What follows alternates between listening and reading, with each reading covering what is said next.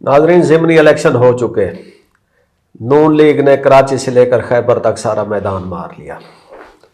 एक सीट थी हरीपुर की एबटाबाद, जिस पे मुल्क की नज़रें जमी हुई थी कि शायद ये जो सीट है पीटीआई निकाल जाएगी। प्री पोल जितने सर्वे हुए उनमें पीटीआई की गूंज सुनाई दे रही थी। इलेक्शन का दिन आया, सारा कुछ पुरसकून रहा, लेकिन जब रिज़ल्ट आना शुरू हुए तो हमने देखा कि शुरू में पीटीआई के जो उम्मीदवार हैं उमर अयूब साहब की अहलिया वो आगे थी। फिर 8 बजे के बाद टीवी चैनल ने रिज़ल्ट दिखाना बंद कर दिए, एक क्रिकेट मैच चला दिया गया। उसके बाद रात 11-12 बजे तक हमने सुना कि जी वो जो नून लीग के हैं जावेद बाबर साहब वो आगे चले गए हैं। फिर पता चला कि नहीं जी, वो पीटीआई की जो उम्मीदवार है वो 24,000 की लीड से जीत रही है। फिर वही 8 फरवरी की रात का सारा सीन चलना शुरू हो गया। आरओ ऑफिस का घेराव किया गया और फिर रिज़ल्ट में रद्द-बदल के इल्ज़ाम आने शुरू हो गए। और एक दिन के बाद अब जब फॉर्म 47 ज़ाहिर हुआ है तो उसमें बड़े हैरत अंगेज़ फिगर सामने आए हैं कि जावेद बाबर साहब के जो वोट हैं वो हैं 1,82,000 और जो हारने वाले हैं उनके 1,42,000। ये जो टर्न आउट है इसका अब और कहीं इसकी रिफ्लेक्शन नहीं नज़र आती। पूरे मुल्क में इलेक्शन हुए, 13 सीटों पे थे, तो हर जगह पे जो टर्न आउट है वो 7% से लेकर 13% रहा, जो कि इमरान खान की उस अपील को रिफ्लेक्ट करता है कि पोल का बाइकआउट किया जाए। अब एक दिन के बाद आज हम इस ज़िमनी इलेक्शन पे तबसरा कर रहे हैं। मेरे साथ मौजूद है इफ्तिखार आलम चीमा साहब, और इनका शुरू से ये ख्याल था कि ये जो इलेक्शन है इनको तो इलेक्शन ना ही कहा जाए, और ये बिल्कुल दिलचस्पी नहीं ले रहे थे। और अब जितना रिज़ल्ट वो टर्न आउट सामने आ रहा है तो उससे लगता है कि लोगों ने भी इसको इलेक्शन के तौर पे नहीं लिया सीरियस। तो इलेक्शन के बाद अब मैं इनकी राय लूँगा। इफ्तिखार साहब, अब आपकी क्या राय है कि ये 8 फरवरी का रिपीट है या नून लीग की वाकई फतह है? नून लीग की तो एहसन साहब फतह, मैं एक थोड़ी सी इसमें एक ना पंजाबी की मिसाल है, अगर आप बुरा ना माने, यानी मैं उर्दू में उसको ज़रा डिस्क्राइब करता हूँ कि वो एक लड़का घोड़ी अपनी भगाता था और रोज़ आके अपनी वालदा को बताता था कि अम्मा आज मेरी घोड़ी इतनी भागी है, आज मेरी घोड़ी इतनी भागी है। तो उसने पूछा कि पुत्र किहदे नाल भजाई है? उन्हें कहा जी कल्ला ही भजाउंदा। तो अम्मा ने कहा पुत्र जब आप दूसरों के साथ भगाएंगे ना मुकाबले में, फिर आके मुझे बताना कि इसके कितने नंबर पे आई है या कितनी भागी है। यानी कि आप कह रहे हैं वन साइडेड था। तो ये वन साइडेड एक पीपल्स पार्टी वाला तो कल खैर आपने बता दिया था एक दिन पहले ही कि वहां पे पीपल्स पार्टी का, और हमने वो डिस्कस भी किया था, वहां पे तो पीपल्स पार्टी जाहिर है। आप साउथ में आपको पता है, आप भी वहां के रहने वाले हैं। साउथ में ना 2 मुकाबले हुए जहां पीपल पार्टी थी। एक था NA 169 PP 169 मुजफ्फरगढ़ सूबाई असम्बली की सीट है।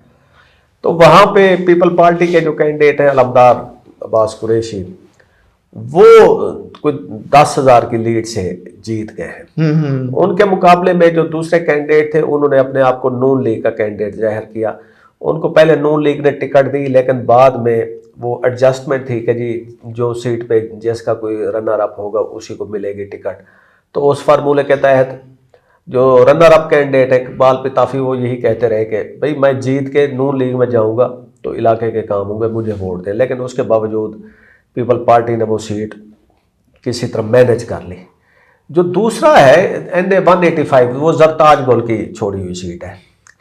उधर जो क्या नाम है खोसा, दोस्त मोहम्मद खोसा और महमूद कादर लगारी, उनके दरमियान मुकाबला था। और हमें ये हमारा अंदाज़ा था कि दोस्त मोहम्मद खोसा अपनी कम बैक कर रहे हैं, क्योंकि वो उस हल्के में बहुत मेहनत कर रहे थे।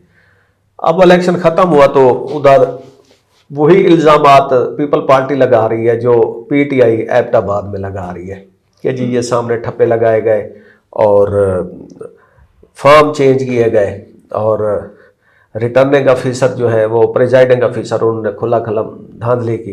अब लेकिन पीपल पार्टी की जो मकामी क़यादत है वो शोर मचा रही है ہم نے اوپر سے کوئی آواز نہیں سنی. یہ تو آپ دیکھ رہے ہیں احسن صاحب، آپ تو ایک لمبے عرصے سے جرنلزم میں، ڈان میں اور سارا ادھر بھی جو چیزیں آپ نے دیکھی ہیں ہمارے ملک میں جو الیکشن کا پروسیس ہے، پچھلے 2-3 الیکشن تو خاص کر کے بالکل اوپن انہوں نے کہا ہے جو مرضی کرنا ہے، جس کی اتھارٹی ہو وہ جو مرضی کرے. کے پی والا تو اچھا، یہ کے پی میں تو یہ بھی ثابت ہوا ہے کہ اب وہاں کا جو ان کی لوکل جو ایڈمنسٹریشن ہے یا کے پی کے چیف منسٹر ہیں، وہ آپ کی دوسری جو طاقتور سائڈ ہے اس نے ثابت کیا ہے کہ بھائی ہم نے جو ڈیسیژن کرنا ہے وہی ڈیسیژن ہوگا، آپ اس کو مانیں یا نہ مانیں. تو اب مطلب کلیئر کٹ انہوں نے تمام ساری رپورٹس تو ظاہر ہے میں نے اگر ان میں دلچسپی نہیں لی آج اور رات، وہ چیزیں تو آپ نے بھی بتائیں اور پڑھی، ہم نے سارا دیکھا کہ انہوں نے ایسے ہولڈ کیا ہے اور اپنی مرضی سے ہی الیکشن کے رزلٹ ہر چیز ایسا کوئی انہوں نے چکر چلایا ہے. پہلے 40,000 تھے اور 70,000، پھر وہ رات کو ایسی بریک لگی وہ 70 ادھر چلے گئے اور 40 ادھر آ گئے.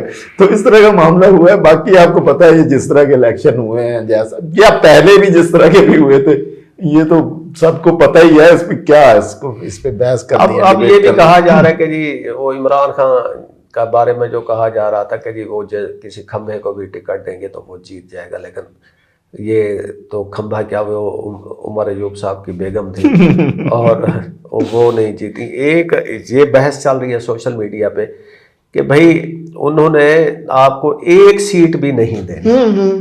چلے باقی سیٹوں پہ تو مقابلہ نہیں تھا، ان پی ٹی آئی نے کوئی کھڑا ہی نہیں کیا، وہ بائیکاٹ میں تھے. ایک سیٹ پہ مقابلہ تھا ہمارا ایوب صاحب، انہوں نے کہا کے پی میں ہم مقابلہ کریں گے، ادھر اپنی حکومت ہے. تو جب مائنڈ سیٹ احسن صاحب اس طرح کا ہو جائے، مجھے یاد ہے کہ 2013 کے الیکشن میں لاہور میں آپ کو پتا ہے کہ کئی سیٹوں پہ P T I clear cut won کر رہی تھی. تو ہماری وہاں پہ کچھ سورسز سے اہم ترین بندوں سے بات ہوئی، یہ مائنڈ سیٹ میں انہوں نے کہا جی ہم نے ایک سیٹ بھی نہیں دینی لاہور سے پی ٹی آئی کو. مطلب یہ کلیئر کٹ میسج دیا جاتا ہے کہ ہم نے نہیں دینی، آپ نے جو کچھ کرنا ہے کر لیں، ہم نے ڈیسائیڈ کرنا ہے، ہم ڈیسیجن میکر ہیں، ہم نے یہ فیصلہ کرنا ہے. تو اس طرح کا جب مائنڈ سیٹ ہو، لوگ پھر جمہوریت سے بھی بدزن ہو جاتے ہیں، اور اس طرح کی ہی وہ شاید وہ چاہتے ہیں جو فیصلہ ساز ہے ہمارے ملک کے. نہیں، اس کا مطلب کیا ہے کہ الیکشن نہ ہو.